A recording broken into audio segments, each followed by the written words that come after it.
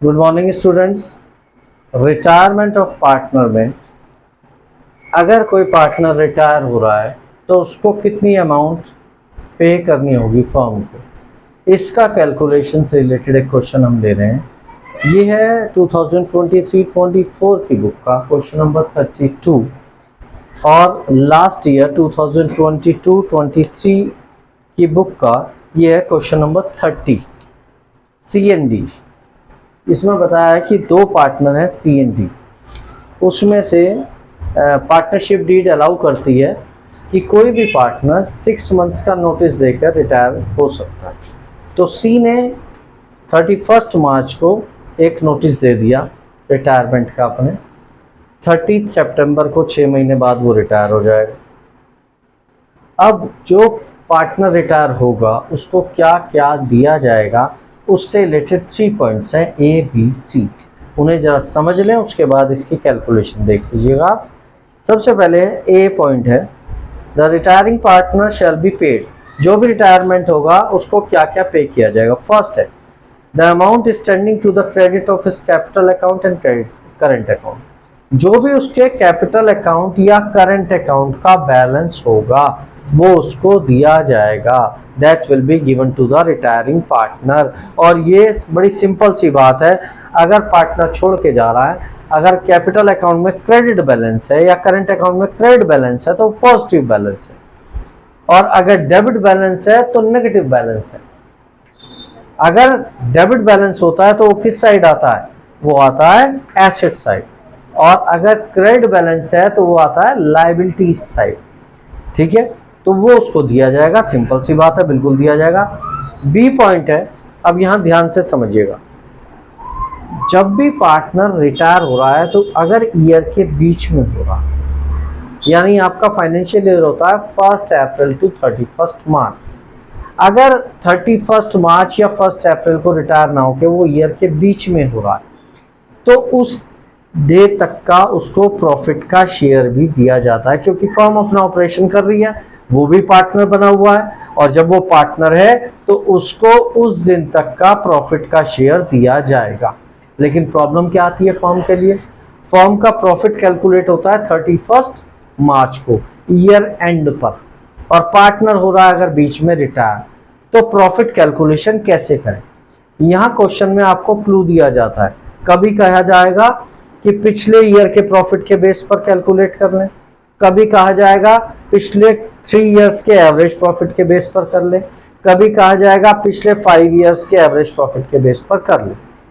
तो यहाँ आपको ये समझना है कि जब पार्टनर ईयर के बीच में रिटायर होता है तो उसका प्रॉफिट का शेयर कैलकुलेट करना होता है उस क्लू के अकॉर्डिंग। ठीक है, क्योंकि जब तक प्रॉफिट कैलकुलेट नहीं हुआ है फर्म का। तो इसमें कहा है the share of profit to be to the date of retirement, means last year का प्रॉफिट तो दे दिया होगा, 31 मार्च के बाद जब भी वो रिटायर होगा, अगर वो 30 जून को होगा तो अप्रैल मई जून 3 मंथ्स का प्रॉफिट दिया जाएगा, अगर वो 30 सितंबर को होगा तो अप्रैल मई जून जुलाई अगस्त सितंबर 6 मंथ्स का प्रॉफिट उसको दिया जाएगा। इसी तरह से आप अप्रैल से स्टार्ट करके मंथ्स कैलकुलेट कर सकते हैं। तो यहां पर वो कहते हैं his share of profit to the date of retirement calculated on the basis of average profit of 3 preceding completed years, यानी पिछले 3 साल के जो प्रॉफिट है उसका एवरेज आपको बेस ले लेना है कि जितना उस 3 साल का एवरेज प्रॉफिट था वो ही इस साल भी होगा, उसके बेस पर उसका प्रॉफिट का शेयर निकालेंगे, अभी बताऊंगा उसकी डिटेल आपको। और उसके बाद थर्ड उसकी गुडविल कैलकुलेट करनी है, जो गुडविल कैलकुलेट होगी वो होगी half of the amount of the goodwill, क्योंकि दोनों इक्वल पार्टनर है सी और डी इस क्वेश्चन में, तो इक्वल है तो हाफ हाफ शेयर है। Half of the amount of the goodwill of the firm calculated on 1.5 year purchase of average profit of 3 preceding completed years, यानी पिछले 3 ईयर्स का जो एवरेज है उसका 1.5 year परचेज पर आप कैलकुलेट करेंगे। ठीक है, तो अभी जरा क्वेश्चन हम स्टार्ट करते हैं। सी रिटायर हो रहा है 30 जून को, उसको क्या क्या दिया जाएगा। C gave a notice on 31st March 21 to retire on 30th September 21 when the balance of his capital accounts was 6,000 and his current account debit rupees 500। पहली बार यानी करंट अकाउंट का नेगेटिव बैलेंस है। डेबिट बैलेंस का मतलब negative balance. Debit balance आता है, सारे debit balance होते हैं एसेट साइड और सारे क्रेडिट बैलेंस होते हैं लायबिलिटी साइड। यानी उसकी कैपिटल तो पॉजिटिव में है और उसका करंट अकाउंट नेगेटिव है, डेबिट बैलेंस है, मींस एसेट साइड आ रहा होगा। तो सबसे पहले amount due to C calculate करेंगे। First A point capital account balance, capital account का बैलेंस है 6000 बट करंट अकाउंट का बैलेंस नेगेटिव है, डेबिट बैलेंस है, तो ये क्या होगा -500।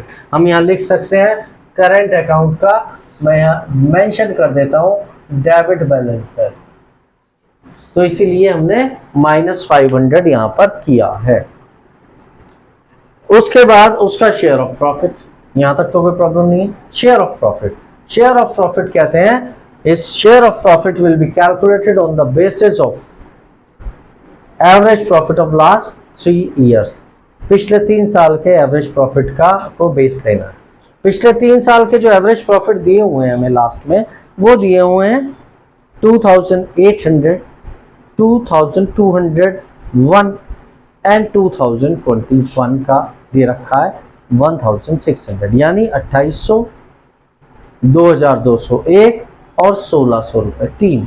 अब यहां भी आपको स्मार्ट वर्क करना है। जब आपको दिख रहा है कि 2800, 2201 और 1600, तो ये 1 रुपया जो है आपको कैलकुलेशन में टाइम कंज्यूम करेगा, वेस्ट करेगा। 1 रुपी है, 1 रुपी एवरेज करने पे 3 से डिवाइड होगा तो 33 पैसा रह जाएगा।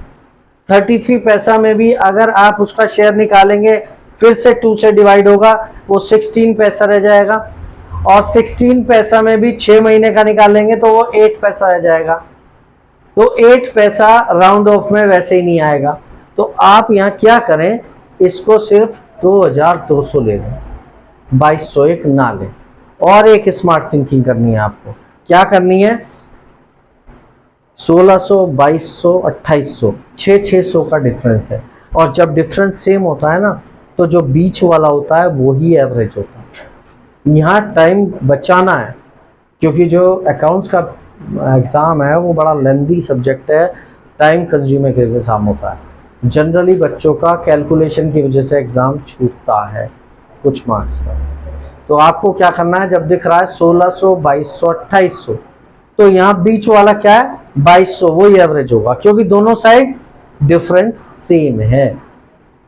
अगर 5 फिगर हैं और डिफरेंस सेम है, जो तो तीसरी होगी बीच वाली 5 में जो तीसरी होगी, अगर डिफरेंस बराबर है तो तीसरी ही एवरेज होगी, डिफरेंस बराबर होने से।